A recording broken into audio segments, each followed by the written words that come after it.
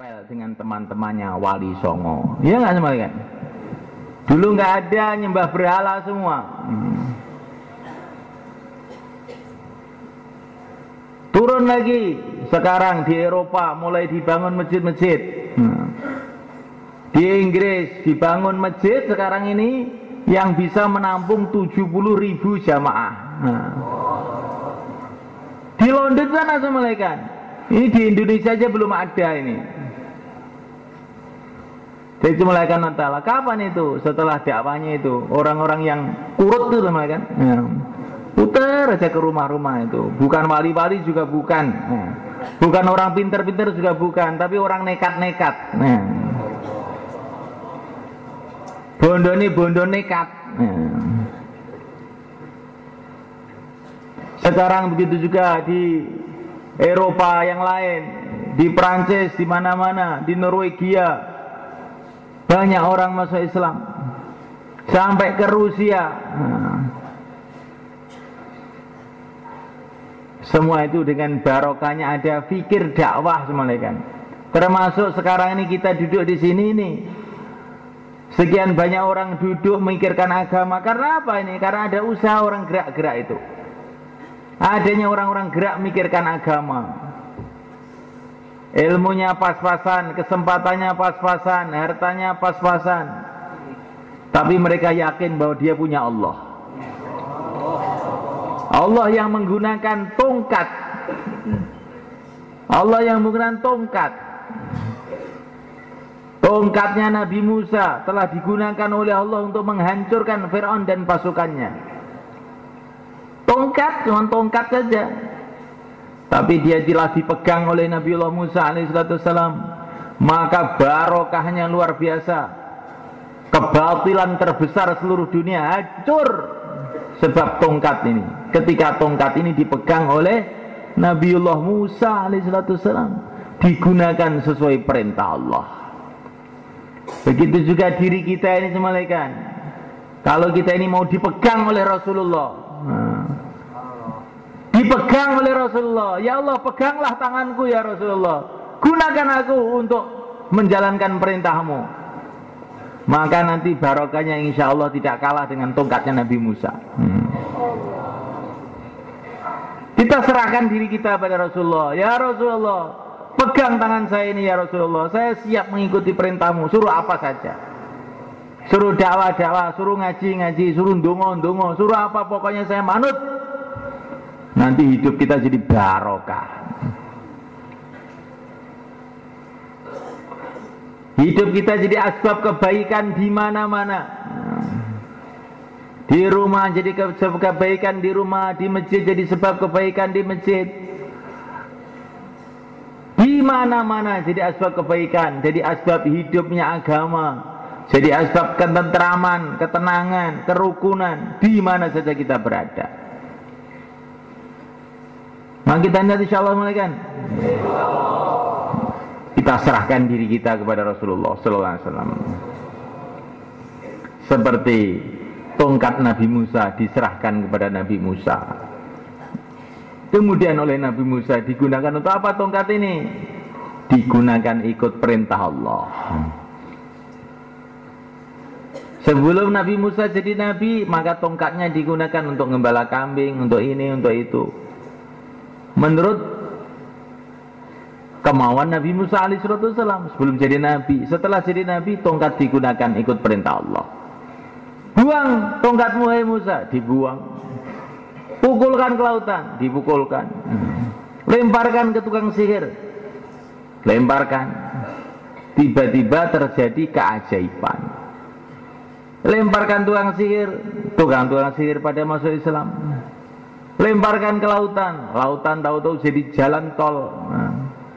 Pukulkan ke batu keluar air. Kapan terjadi? Ketika tongkat digunakan dengan perintah Allah. Anidrib bi'aswakal bahar. Pukulkan tongkatmu ke lautan ya Musa. Bukan maunya Nabi Musa, ini perintah Allah.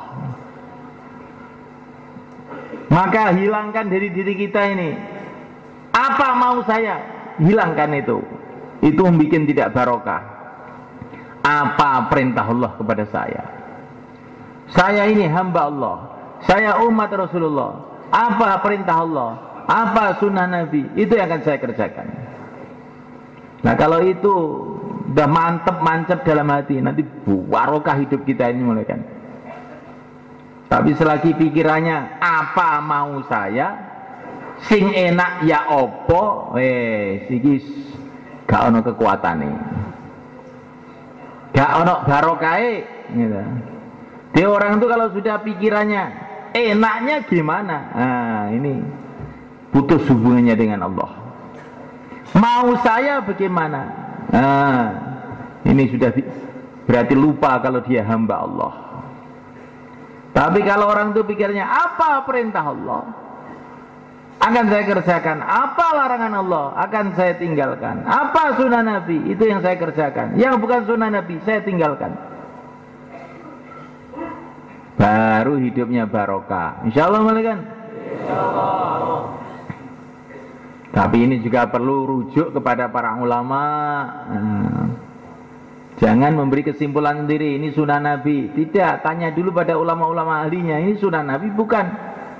Karena sunnah Nabi itu sudah diajarkan oleh Nabi kepada para sahabat. Para sahabat telah mengajarkan kepada para tabi'in, telah didata komplit oleh para imam-imam, para ulama-ulama mujtahidin, Al-Imam Syafi'i, Al-Imam Malik, Al-Imam Bukhari, Abu Hanifah dan lain-lain. Kita harus rujuk pada mereka. Kalau kita mau mengamalkan sunnah Nabi tidak melalui mereka, jaminan mesti keliru. Mesti keliru. Sunnah Nabi itu harus kita melalui jalur orang-orang ahlinya sehingga kita tidak keliru. Namuliakan Allah Subhanahu wa taala. Maka hidupnya agama ini dengan dakwah, dimulainya dengan dakwah. Maka yang mulia Nabi Agung Muhammad SAW telah buat dakwah. Begitu tertib Allah, hidupnya agama itu dakwah. Dimulai dakwah. Awal-awalnya ditentang oleh kebanyakan manusia. Sampai jin pun menentang. Jin-jin datang mengganggu Nabi ketika Nabi dakwah di Makkah. Manusia-manusia menghalang-halangi dari kanan, dari kiri, dari depan, dari belakang. Tapi terus, Nabi terus saja. Akhirnya seluruh orang Mekah masuk Islam. Awalnya hampir seluruh orang Mekah memusuhi Nabi, tapi akhirnya 100% membela Nabi. Ini dakwah itu anehnya begitu semuanya kan. Saya itu mau dakwah di kampung saya Pak, tapi semua orang menentang. Itu bagus, harus begitu. Dulu Nabi semua orang nentang, satu dua aja yang nggak nentang.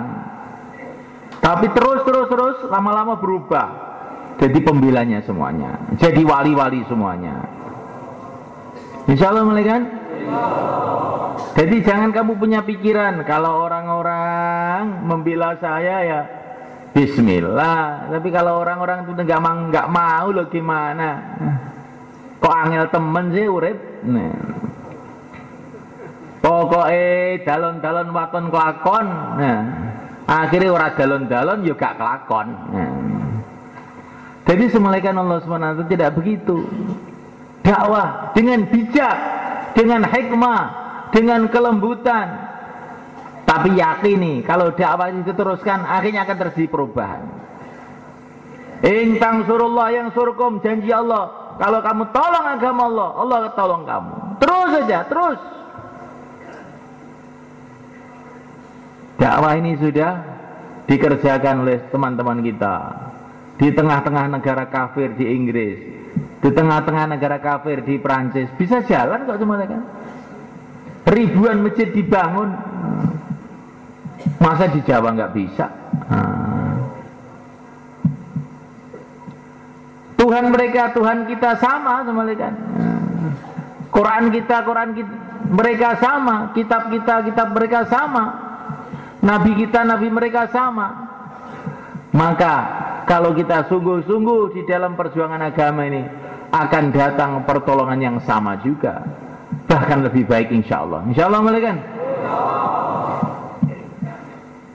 Jangan ada keraguan sedikit pun.